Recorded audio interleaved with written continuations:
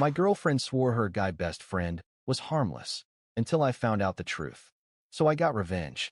When she found lipstick on my hoodie and I whispered, "Now you know how it feels," she broke down completely. The first time I knew something was off wasn't because she was hiding her phone. It was because she stopped laughing at my jokes and started smiling at his texts. Yeah, I should have trusted my gut from the beginning. But you know how it is when you're in love. You ignore the small stuff. You write it off. You tell yourself you're just being paranoid. That she's loyal. That her best friend is just a friend. God, I was such an idiot. So here's how it started. I'd been dating this girl, Lena, for a little over a year. She was smart, funny, incredibly charming, like the kind of person who walks into a room and instantly makes people feel comfortable. We clicked fast, almost too fast.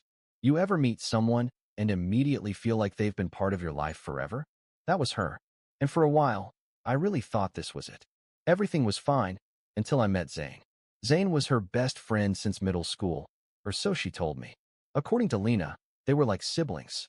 They'd been through everything together, and I had nothing to worry about. He was basically family. Let me just say this. If your partner ever describes someone they text at 1 a.m. as basically family, you need to start worrying immediately. From the second I met him, I could tell the guy didn't like me. He had that smug, passive-aggressive vibe like I was intruding on his territory. Not that he ever said anything directly. No, he played it subtle, just little comments here and there. Like the first time Lena introduced me, Zane shook my hand and said, "So you're the new guy? Huh, interesting. The new guy?" We'd been dating for 9 months at that point. I let it slide. Lena brushed it off and laughed, said he was just teasing. Okay, whatever. But then came the texts. At first it was casual. She'd get a message, smile, type something fast, and go back to whatever we were doing. But then I noticed a pattern. She'd laugh while texting him and never show me what was so funny. The moment I leaned over, her phone would go face down. If I asked, she'd say it was just Zane being stupid. She never smiled like that when she texted me. Still, I didn't say anything. I mean, I didn't want to be that guy, the controlling, insecure boyfriend. That's not me. So I told myself I was overthinking. But the feeling wouldn't go away. And then came the night that really messed with my head. We were watching a movie on the couch. I had my arm around her. She was all curled up into me. And I thought, this is perfect. But then her phone buzzed. She glanced at it and immediately sat up straighter, like she'd just gotten a job offer or something. "I need to call Zane real quick," she said. I just blinked. "Right now?" "Yeah, he's going through something." She left the room, took the call in the kitchen, and didn't come back for 45 minutes.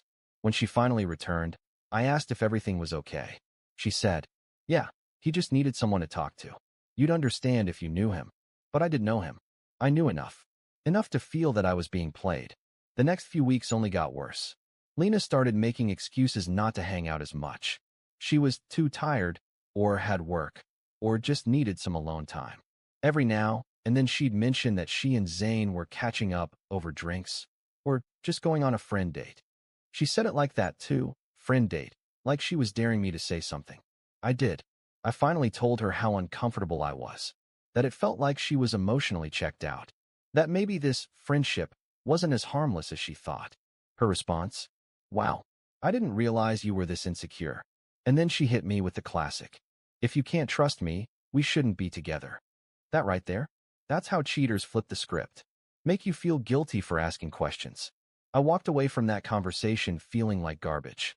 I actually started wondering if I was being controlling. But deep down, I knew I wasn't wrong. Something was happening. I just didn't have proof. Yet, I started paying attention. I started connecting dots. She said they were friends. She said I was imagining things. She said I could trust her. But then, one night, she made a mistake. And that mistake changed everything. They always say cheaters slip up eventually. In my case, all it took was one drunk voicemail. And the second I heard it, I knew exactly what I had to do. So let's rewind a bit. After that talk where Lena basically called me insecure and flipped the blame on me, I didn't push it anymore. I acted like everything was fine. I gave her space. Smiled when she mentioned Zane. Nodded when she said she was going to see him. But I wasn't stupid anymore. I wasn't blind. I was watching. And what I saw didn't make me feel crazy. It made me certain. Her phone habits got worse. She was always guarding it, always giggling over messages, and she started putting her screen on Do Not Disturb when we were together. She tilted away from me like I was some nosy stranger. And I swear, every time she got a text from him, her whole face lit up like Christmas morning. You know when someone's emotionally checked out of a relationship? That was her. But she hadn't left. She was keeping me around like a placeholder. And then came the voicemail. It was a Saturday night. She told me she was going out with the girls. I didn't ask questions. Didn't even raise an eyebrow. She dressed up nice, not too much, just enough to look effortlessly good, and left around 8 p.m. Around 11:30, my phone buzzed. I looked down and saw a voicemail from Lena. No call, just a voicemail. Accidental, clearly. A pocket dial. I almost ignored it, but then curiosity got the better of me. And I'm so glad I listened. It was short, maybe a minute and a half. But that minute and a half told me everything I needed to know. First, I heard music. Loud bass, people laughing, typical party noise. Then I heard Lena's voice, close, like she was right next to the phone. She was laughing, but not the fake little polite laugh. This was that flirty, breathy laugh. The kind you only use when you're trying to make someone feel special. And then, I heard his voice. Zane. He said something I couldn't quite make out at first, but then Lena said, clear as day. If he finds out, I'll just tell him we're friends like always. I paused the message. Replayed it. Again. Same words. Same tone. She knew what she was doing. She wasn't some naive girl being manipulated. She was in it. Fully. That night, something in me flipped. I wasn't even angry. Not yet. I was just quiet. Cold. Focused. Because now I had proof. Not the kind you show someone to confront them, but the kind that tells you it's time to stop playing defense and start playing offense. I could have gone full scorched earth. Exposed her to everyone. Maybe told her parents. Posted something on social media. But honestly, that would have made it all about her. And I didn't want her to feel embarrassed. I wanted her to feel paranoid. Confused. Exactly the way I'd been feeling for weeks. So I came up with a plan. A simple one. Elegant, really. If she wanted to act like nothing was happening, then so would I. If she could laugh at texts and take secret calls, so could I. If she could lie with a smile, then I could lie better. That's when I called Maya. Now, Maya wasn't just some random girl. She was an old friend, someone I used to work with. Completely platonic, zero history, but we always got along well. And, more importantly, she knew Lena. They weren't close, but they'd met at a party once, and Lena had that, I'm not jealous but I definitely am, vibe around her. I told Maya everything. Played her the voicemail.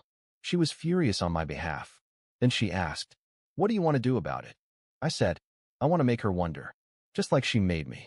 And Maya, bless her chaotic little heart, grinned and said, I'm in.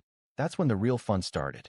We started texting publicly, on Instagram, where Lena could see. Light stuff at first. Inside jokes, a few fire emojis under each other's pics. Then late night calls. Voicemails. Laughing into my phone while Lena sat across the room, pretending not to notice, but definitely noticing. I changed my phone password and made sure she saw me doing it. Started saying, I'll call you back later, and walking out of the room with a smile on my face. Left a hoodie in my car sprayed with Maya's perfume. Left it there for Lena to find. And when she finally did, her reaction wasn't anger. It was panic. She used to call me paranoid. Now she's checking my location at 3 a.m. and crying into her pillow. Let's rewind a second. So, after the voicemail, and after Maya agreed to help, I started slowly shifting gears. I wasn't cold toward Lena. No, that would have tipped her off.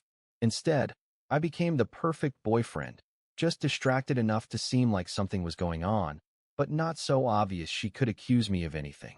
I turned into her. I started doing all the things she used to do, the texting under the table, the half smiles at my phone, the casual, it's just Maya. She's going through something, whenever Lena asked. I mirrored her word for word. I didn't even need to exaggerate. I just replayed her greatest hits. It was actually scary how easy it was. And Lena? She noticed. Oh, she noticed. At first, she played it cool. Dropped little comments like, you and Maya sure have been talking a lot lately. To which I replied, she's been a good friend lately. Super supportive. And I'd leave it there, vague and clean. But then she got bolder. One night, we were watching Netflix, and I got a text. She saw the name light up, Maya, and immediately asked, are you two, like a thing now? I stared at her. Calm. Unbothered. What? No. We're just close. You'd understand if you knew her. Same exact line she'd used on me when it was Zane. Her face tightened. She knew, not what I was doing, but that the power dynamic had shifted. She wasn't the only mystery anymore. So I kept going. Maya and I started planting things. A lipstick-stained coffee cup left in my car's cup holder. A photo of the two of us at a local cafe, posted to her Instagram story, not mine, with a caption like, "When he remembers your coffee order without asking." No tags. Just subtle enough to cause anxiety without answers. And Lena? She was spiraling. Suddenly, she was texting me during the day, calling more, asking what time I'd be home, offering to pick me up from work, which she never used to do. But I stayed vague. Not cold, not rude. Just emotionally distant, like my mind was somewhere else. Which, of course, it was, right on her panic. The tipping point came about 2 weeks in. We were in the kitchen. I had just taken a shower, and my phone buzzed again. Maya. Lena picked it up before I could. She didn't open the messages, but she looked at the name, and then at me. "You're cheating on me." It wasn't a question. It was a statement. I blinked. "Excuse me. You're being weird. You're always texting her. You don't even talk to me anymore." I put my towel down and stared at her. "Lena, if you don't trust me, maybe we shouldn't be together." That shut her up. You should have seen her face. It was like I'd smacked her with her own words. She started backpedaling. Said she didn't mean it like that. That she was just feeling insecure. That maybe she needed to work on some stuff. "Oh, so now we're working on things." I said I understood. Gave her a hug. Told her she was overthinking. And in my head, I thought, you still don't get it. You're not being cheated on. You're being taught a lesson. I wanted her to feel the itch in her chest at 1 a.m. I wanted her to stare at my text the way I used to stare at hers. I wanted her to look in the mirror and wonder why she suddenly didn't feel good enough. Maya helped a lot. We kept it realistic. Nothing too sexy. Nothing explicit. Just little things that, when added together, looked like something was happening, but with enough deniability that I could always say, "It's not what you think." And trust me, there is nothing more maddening than that sentence. I started getting home later. Work stuff. Left my cologne in Maya's apartment once and came home smelling like it. Lena sniffed the air like a bloodhound. She didn't say anything that time. But later that night, she cried during sex. That's when I knew. She didn't know what was real anymore. She had become me. She cried when she thought I was cheating. But 2 nights later, I found his hoodie on her bedroom floor. And it wasn't mine. Here's where everything started to unravel. After weeks of this little psychological chess game, of me matching her energy, of Maya playing the perfect other woman, of Lena falling deeper into that panicked haze, I thought maybe she'd confess. Maybe she'd finally just admit what was really going on between her and Zane. She didn't. Instead, she played innocent harder than ever. She started cooking dinner more often, hugging me randomly, leaving notes in my lunch like we were in a damn high school romance movie. It was desperate, like she was trying to patch a boat that was already halfway underwater. And I just watched, played along, waited, because I knew, at some point, she'd slip. And wow, when she did, she really did. So Lena had this little weekend getaway planned with her college friends. They had this annual tradition of renting a cabin, drinking wine, doing some hiking, and catching up. I'd never been invited. Ever. Which was fine, until I learned that Zane was going this year too. Funny, he never went before. So I asked casually, "Zane's going now?" She paused. "Yeah, well, he's closer with the group now. You know, since we've all been hanging out more." I nodded. "Right. All of you." She smiled. Too hard. She left Friday afternoon. Gave me a kiss like nothing was wrong. Told me she'd barely have signal and would probably be offline for most of the trip. Cool. I didn't text her once. Didn't even check her socials. Because I knew someone who would. See, I had a friend, not Maya this time, someone else, who used to be part of their college circle. She wasn't going on the trip, but she still followed a few people in the group. I hit her up and just asked, "Hey, anyone posting from that cabin trip?" She sent me a screenshot about 20 minutes later. It was a private story. One of Lena's friends had tagged her, nothing obvious. Just a boomerang video of a fire pit, some drinks, and a bunch of people laughing in the background. But there, right in the corner, was Zane. And sitting next to him, too close, with her head on his shoulder, Lena. That alone could have been enough. But then I noticed something else. There was another post. This time from Zane. Just a photo of his hoodie draped over a chair with a caption. "She's always stealing my clothes." He didn't tag anyone. Didn't need to. I knew that hoodie. He wore it the night I met him. I said nothing. I didn't text her. Didn't call. She came back Sunday night, all smiles, acting like the weekend had been peaceful and wholesome. I helped her carry her bag inside. She threw it on the bed while she went to take a shower. And that's when I saw it. Zane's hoodie, folded neatly in her bag. I picked it up, stared at it for a minute, and just smiled to myself. She got out of the shower about 10 minutes later, hair wet, in a towel, humming like nothing was wrong. She walked into the room, saw me sitting on the edge of the bed with the hoodie in my hands, and froze. She didn't even try to lie. It's just a sweatshirt, right? That's why it smells like cologne I don't wear. Silence. So how long has it been going on? She wrapped the towel tighter, looked down. I don't know. You don't know? It wasn't supposed to happen. There it was. The confession. The one thing I'd waited to hear for weeks. So you did sleep with him? No answer. She just sat down and started crying. I didn't comfort her. I just stood up, hoodie still in hand, and said, "Funny. You really thought I was cheating on you." She looked up, red-eyed and confused. "Wait, Maya." I smiled. "Nope. Maya's just a friend. But you didn't believe that, did you?" I tossed the hoodie at her feet. She whispered, "Why didn't you say anything? Why didn't you stop me?" And I said, "Because I wanted you to feel it. The suspicion, the doubt, the constant knot in your stomach. The same way I did every time you smiled at your phone and told me it was just your best friend."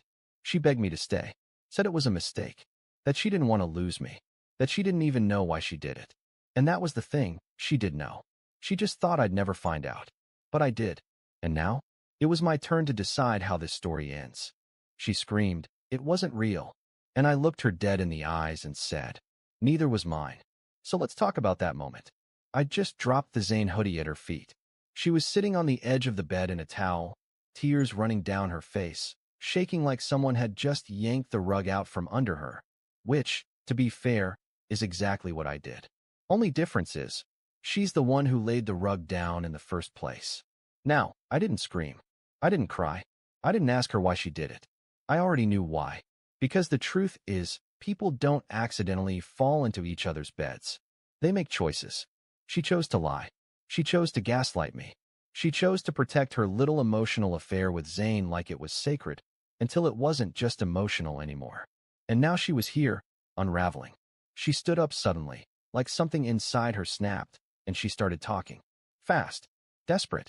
The kind of rambling that's 10% truth and 90% damage control. It didn't mean anything. I swear. It wasn't even good. It was a mistake. I was confused, and you were acting so cold and weird, and I didn't know where we stood. I raised my hand. "Lena, stop." She froze. Silent.